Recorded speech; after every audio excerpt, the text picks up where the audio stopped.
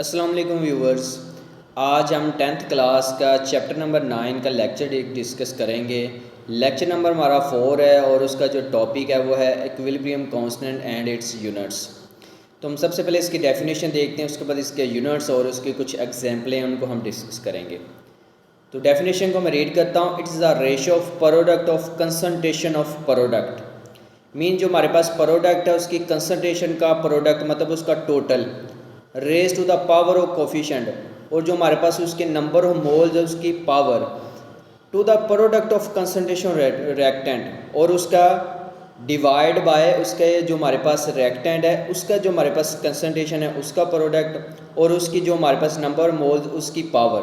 Coefficient mean number of moles. तो इनको जब हम डिवाइड करेंगे, मीन केसी एक इक्वेशन होती है, KC is equal to concentration of product and divided by concentration of reactant.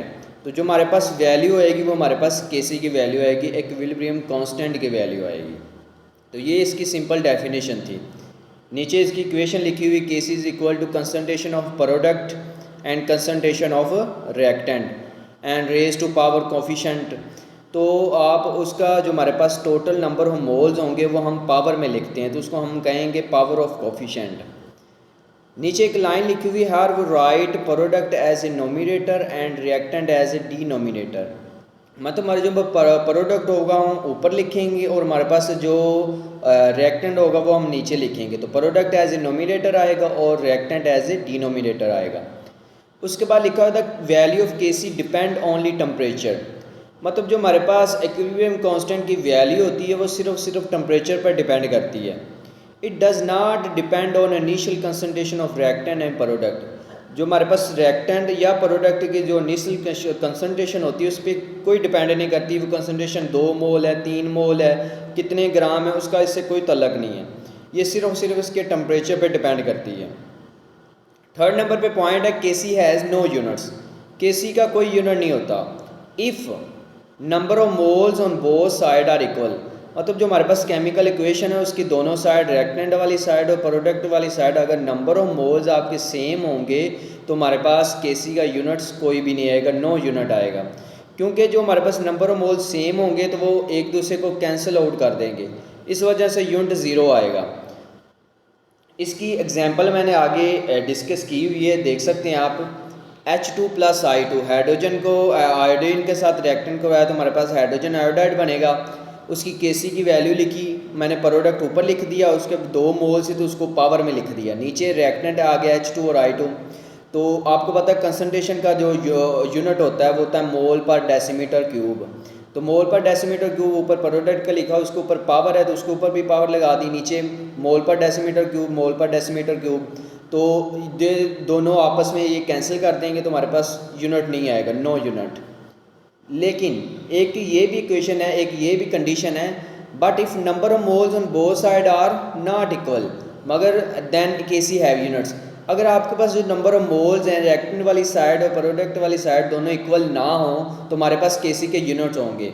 तो ये मुख्तलिफ इक्वेशन में इसके यूनिट्स होते हैं, तो वो हमें निकालने पड़ते हैं। जैसे मैंने एग्जांपल के तौर पे नीचे N2 प्लस 3H2 को रिएक्टेंट करवाया हुआ था, 2NH3 बना है। केसी की वही वैल्यू लिखी, प्रोडक्ट ऊपर लिखा, उसकी पावर है तो उसको पावर में लिख दिया, नीचे रिएक्टेंट आ गया। वही कंसंट्रेशन का हमारे पास जो यूनिट होंगे मोल पर डेसीमीटर क्यूब, स्केयर और नीचे सिंपल, और इधर H2 के ऊपर भी हमारे पास क्यूब की फॉर्म में उसकी पावर है तो उसको भी लिख दिया। तो ये कट आउट करेंगे तो हमारे पास नीचे मोल पर डेसीमीटर क्यूब के ऊपर स्केयर आएगा। तो हमेशा जो हमारे पास केसी की वैल्यू हम उसको डिनोमिनेटर में नहीं लिखते, उसको हमेशा नोमिनेटर में लिखते हैं। तो इसको जब हम ऊपर लेके जाएंगे तो मोल पर डेसीमीटर स्केयर हो जाएगा और मोल पर स्केयर हो जाएगा और डेसीमीटर क्यूब हो जाएगा। मोल वाली जो वैल्यू वो माइनस में हो जाएगी और डेसीमीटर वाली वो प्लस में हो जाएगी। तो इस तरह ये आपके केसी के यूनिट्स आ जाएंगे। अब मुख्तलिफ एग्जाम्पल हैं कि अगर हमें कोई इक्वेशन दे दी जाए, हमें कोई कंडीशन दे दी जाए तो हमें केसी की वैल्यू निकालनी हो तो वो हम किस तरह निकालेंगे। जैसे 9.1 है, 9.2, 9.3, ये 3 उन्होंने हमें एग्जाम्पलें दी हुई हैं जिसको हम सॉल्व कर सकते हैं। जैसे 9.1 देखते हैं, हाइड्रोजन को आयोडीन के साथ खोया तो हाइड्रोजन आयोडाइड बना, वही केसी की वैल्यू लिखी, ऊपर प्रोडक्ट, नीचे रिएक्टेंट, प्रोडक्ट नोमिनेटर में और रिएक्टेंट डिनोमिनेटर में लिख दिया। आगे उन्होंने हमें बुक में उन्होंने हमें इसकी कंसंट्रेशन दी हुई है, प्रोडक्ट की उन्होंने दी हुई है 0.49, उसका स्केल ले लिया, नीचे हाइड्रोजन की 0.05 और आयोडीन की 0.06। तो ऊपर वाले का स्केल लेंगे, नीचे वाले का उसको हम कट आउट करेंगे तो हमारे पास Kc की वैल्यू 80 आ जाएगी। अब इसके साथ आप देख रहे हो कि यूनिट नहीं लगा हुआ। यूनिट इसलिए नहीं लगा हुआ कि पीछे हमने देखा हुआ इसका ही निकाले थे यूनिट, से इसका यूनिट 0 आया था, क्योंकि आप देख सकते हैं इसकी केमिकल इक्वेशन में कि इसके नंबर ऑफ मोल्स दोनों साइड पे इक्वल हैं, 2 हैं। तो जो नंबर ऑफ मोल्स इक्वल होंगे तो आपके पास यूनिट 0 आएगा। अब जो 9.2 वो भी बिल्कुल इस तरह की, वो मैंने इसलिए डिस्कस की। जो 9.3 वो कुछ डिफरेंट है इससे। PCl3 का जब रिएक्शन को आया Cl2 से तो PCl5 बन गया। इसमें कुछ डिफरेंट इसलिए कि उन्होंने पहले हम Kc की वैल्यू निकालते थे, इधर उन्होंने हमें Kc की वैल्यू दी हुई है और हमने PCl5 की निकालनी वैल्यू। तो उसी तरह हम Kc की इक्वेशन लिखेंगे, प्रोडक्ट ऊपर नीचे रिएक्टेंट। अब हमने Kc की वैल्यू तो निकालनी नहीं, हम हमने निकालना है प्रोडक्ट। तो प्रोडक्ट उधर ही रहने देंगे, नीचे जो हमारे पास रिएक्टेंट है वो उधर जाके Kc के साथ मल्टीप्लाई हो जाएगा। उन्होंने हमें कंसंट्रेशन दी हुई है जैसे कि आप देख रहे हैं ऊपर।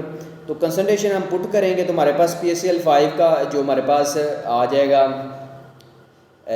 वैल्यू आ जाएगी वो 11.7, और उसके बाद उसका यूनिट है कंसंट्रेशन का मोल पर डेसीमीटर क्यूब। तो ये आपके पास यूनिट आ जाएगा। तो इस तरह आप इक्विलिब्रियम कांस्टेंट और उसके जो यूनिट्स है उसको डिस्कस करते हैं। उसके अलावा बेसिकली जो मेन इसका है वो है एग्जाम्पलों को सॉल्व करना। तो अगर आपका कंसेप्ट क्लियर होगा तो कोई भी आपको एग्जांपल दे देंगे, कोई भी कंडीशन दे देंगे, कोई भी कंसंट्रेशन दे देंगे, तो आप उसको Kc की फार्मूले में पुट करेंगे तो आपके पास Kc की वैल्यू आ जाएगी। और उसके साथ आपको उसका फार्मूला भी निकालना आना चाहिए। किस तरह आपने फार्मूला निकाला, वो पहले हमने 2 एग्जाम्पलों में देख लिया था फार्मूला किस तरह निकालना है। तो एंड वाले भी हमने उनकी वैल्यू निकाल ली है। उम्मीद है आपको समझ आ गई होगी। इसके अलावा आप कोई मसला तो आप कमेंट में पूछ सकते हैं।